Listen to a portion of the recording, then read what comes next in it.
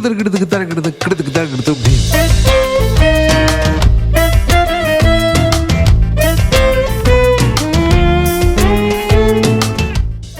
and welcome to the History of Bangalore. I am Ramjee Chandran and I thank you for joining me for episode 75 of season 2. Today, we stand waiting on the north bank of the Krishna.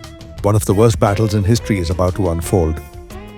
In the last episode, we saw how Aliya Rama Raya's arrogance had united his enemies. We watched as the Sultanates, Bijapur, Ahmadnagar, Golconda and Bidar, but not Bidar, set aside decades of rivalry with the limited objective of countering Aliya Rama. Today's episode is about how an empire that dominated the Deccan for over 2 centuries was shattered in a single afternoon. It is the story of one battle and a betrayal that turned the tide of history of South India and certainly of Bangalore. But before I turn to any tides, I must pause to acknowledge my sponsors, the Prestige Group.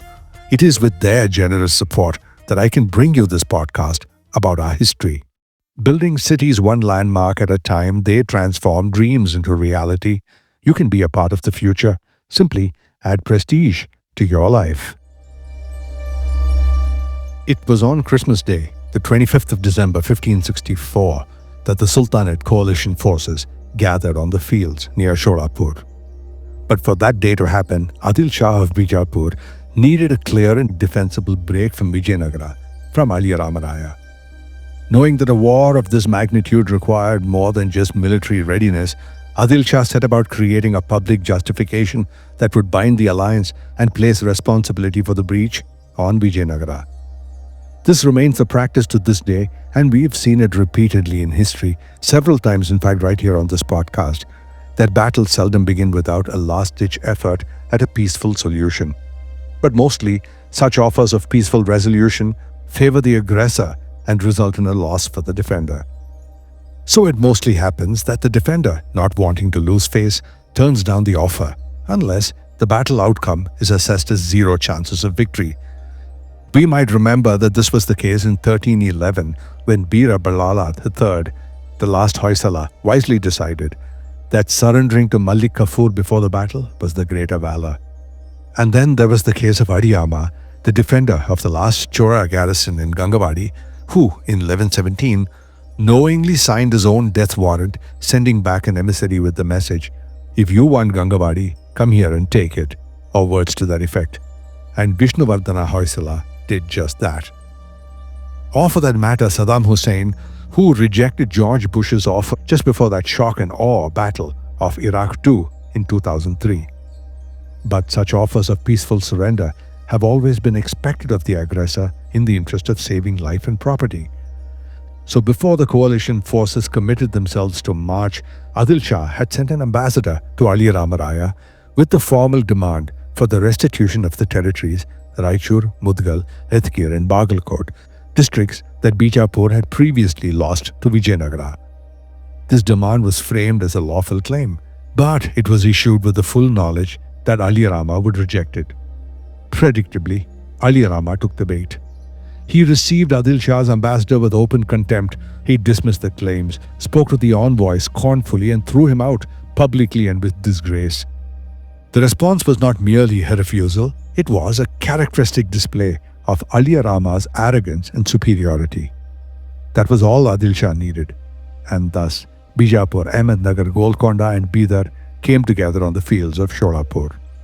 On Christmas Day, the 25th of December 1564, they began their southward march. Their final destination was Vijayanagara, the purpose to invade and sack it. From Sholapur to Vijayanagara, present-day Hampi, it's about 300 kilometers. To reach Vijayanagara, they would have to cross the river Krishna, which in places on this stretch is more than half a kilometer wide. On the north bank of the Krishna is the village of Rakkasagi, and only 17 kilometers west of it along the river is the village of Tangadgi. This is not to be confused with the village of Tangadi, because if you look at the map, Tangadi is another village more than 150 kilometers west of Tangadgi, but all that is a quibble. From their rendezvous point in the fields of Sholapur, the armies made their way to unite with the Bijapur forces at the town of Talikota. This was in the Bijapur territory, and Adil Shah laid out a grand reception for his fellow sultans. Talikota lies almost midway between Sholapur and Rakkasagi, and this was the final rendezvous point for the coalition armies. For this reason, in many historical accounts, mainly Persian and English, the battle is known as Talikota. In most South Indian language accounts, the battle is known as Rakkasagi-Tangadgi because the battle happened on that stretch between these two villages. And a small group of academicians call it the Battle of Banihatti because the battle ended there. Girish Karnad had titled his famous play Rakkasa-Tangadi, the English adaptation being Crossing to Talikota. But no matter what the name of the battle, the river Krishna had to be crossed. The river was the principal obstacle to the southern advance of the Sultanate forces. Because this battle happened in January, water levels would have been lower than during the monsoon months, but it was still broad, broken by channels and sandbanks, fordable only at known points. An army could not cross that river quickly or without preparation, particularly with heavy artillery and elephants. And Aliya Rama Raya was not about to let that happen easily, so he moved quickly. He dispatched his younger brother Tirumala with a large force, 20,000 cavalry, 500 elephants, and close to 100,000 infantry, it is said, and ordered him to occupy the area to the east of Rakkasagi, towards that part of the river where the Krishna bends north. He was tasked with securing every known ferry and ford. A second army of comparable size was placed under Venkatadri, Rama Raya's other brother, and he was dispatched to enforce the river line. Aliya Rama himself followed behind with the main body of the Vijayanagara army, confident that the river barrier would hold. From the Vijayanagara side, the deployment looked complete. The fords held, the approaches were covered, and any crossing would have to be attempted only under fire of Vijayanagara forces. So the coalition did not attempt to run headlong into enemy fire. Their armies halted on the north bank. Scouts were sent upstream and down, probing every crossing. The search continued for several days. The field commanders reported back that one ford after another proved unusable or too strongly defended. In the end, the only passage that was possible lay directly opposite the strongest Vijayanagara position, in a sense, the main gate. Crossing there in the daylight would have invited destruction, so the Sultanate forces decided on deception. For 3 days, the Sultanate coalition armies moved eastward along the riverbank in full view. Across the river, Vijayanagara detachments dogged them, following the opposite side to observe their every movement. And because of this, the Vijayanagara line along the river started to stretch a little thin. Units were shifted from position to position. On the third night, the Sultanate coalition stopped moving and pitched camp. But in the dead of the night, an advance force of the coalition reversed direction, returned silently to the original crossing, and found it unguarded. So this large force quickly entered the water. They carried their animals and dragged their heavy artillery across the ford. By the early morning, a good part of the Sultanate's vanguard stood on the south bank of the Krishna. The river barrier had been breached. Once that happened, it would have been difficult for the Vijayanagara forward guard to repel them. The river guard would have been small and nimble detachments, and most likely they would have withdrawn, gone back across the plain, and joined the main army. Once across the river, the coalition advanced without delay. The distance between the two forces started to close. Vijayanagara units redeployed, but there was no time to restore the river line or recover the ground that had been lost. The armies now moved towards one another on open terrain. Ahead lay the broad plain between Rakkasagi and Tangadgi, and that was the ground chosen for the battle, and not more tactical terrains with gorges and valleys, because this is how wars were fought, on open ground. Men fought men directly. There was no distinguishing soldier from gladiator back in the day. By the time Aliya Rama's main army reached the field, the opportunity to avoid battle had long passed. The day was January 23rd, 1565, the day the Battle of Rakkasagi-Tangadgi happened. And now for a commercial break, and when I come back, the Battle of Rakkasagi-Tangadgi. Right after this. Maximum connectivity, maximum luxury, maximum lifestyle. Live your max at Prestige Raintree Park. Opulent residences nestled in 21 acres of breathtaking landscape with 1 lakh plus square feet of clubhouse, 3 swimming pools and ample leisure and sports amenities. Experience exquisite living at Prestige Raintree Park in prime Whitefield with schools, offices, hospitals and shopping malls just a hop away. Call 81399 81399 or visit prestigeconstructions.com to know more. Radar approved. When we think of the Battle of Rakkasagi-Tangadgi, and when we think of the armies of Vijayanagara and those of the Sultanates, we might picture the soldiers on both sides as two very different kinds of men. But in fact, the bulk of both armies would have been composed of very similar individuals. The Vijayanagara army, for one, was not a single people. It was an accumulation. Its ranks were drawn from the standing armies that the Paligars across the southern plateau would have maintained for the empire, from Kannada-speaking regions of the interior, from Tamil districts further east, from Telugu-speaking branches, from the Tulu coast and the smaller regions whose dialects did not travel far beyond their own valleys and hills. Men arrived under local commanders, carrying habits of speech, prayer and custom that had been formed long before they entered any kind of imperial service. Across the field, the same thing. The facing armies were not very different. They had been raised from the same land, recruited from similar towns and villages that shared markets and festivals and routes and travel. Many followed the same trades in peacetime. Some would have recognized accents, manners, or even faces. It's not difficult to imagine that among them were men who had once earlier eaten together, worked together, or stood on the same side in earlier campaigns. Many of them might have been related. On the battlefield, there was little to separate them. They wore different colors, they stood under different banners, but beyond that, the resemblance would have been hard to miss. Both sides included generals of different faiths and different religions.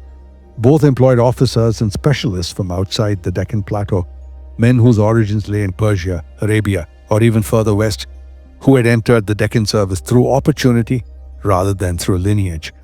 And they worked equally for the Sultanates as well as for Vijayanagara. But when the two armies met, none of this mattered. Each man stood where he had been placed facing the opposite line. Each had been paid, provisioned, and commanded to fight. Whatever language he spoke at home, whatever god he prayed to, whatever loyalties he carried in ordinary life, that task in front of him was the same. He was there to hold his position, advance when orders, and obey every single command. That was simply the work of the day. The battle scene itself could have been designed and scripted for a movie. At the center of the Vijayanagara force was the almost overconfident Rama Raya. He sat himself in a box called a litter, similar to a palanquin, and from there observed the battle. When his generals advised him to sit on an elephant howdah or on a horse so that he could be evacuated easily, Rama Raya refused. He dismissed the Sultanate's forces as children to be easily defeated. And then he ordered his litter box actually moved forward into the battle. And as the battle progressed, Aliya Rama asked his treasurer to place a large and visible heap of gold and jewelry at his side and used this whimsically to reward soldiers who did well in battles on the spot. You can't help but wonder at this. You can't help but wonder how soldiers must have felt about this. This was war, and it was life, and it was immediate and gory death. They were there, ready to lay down their lives. The sight of their emperor distributing gold and jewels as though they were prizes for winning games of skill at a carnival might not have resonated with these diverse men who came to fight for their country. These are, of course, matters of interesting speculation. On the Sultanate side of the army, the forces took formation. Commanding the center was Husain Nizam Shah of Ahmadnagar, whose position was reinforced by heavy artillery under the command of Halabi Rumi Khan. On the Vijayanagara left flank, Tirumala faced Ali Adil Shah of Bijapur. On the right flank, his brother Venkatadri faced the combined forces of Ibrahim Qutub Shah of Golconda and Ali Barid Shah of Bidar. The fighting began on the wings. Vijayanagara's left and right moved first, pressing into contact with the infantry and cavalry of the Sultanates. The engagement there was immediate and violent. Men closed distances between themselves very, very quickly. Spears, swords, and daggers came into use, and it was all hand-to-hand combat.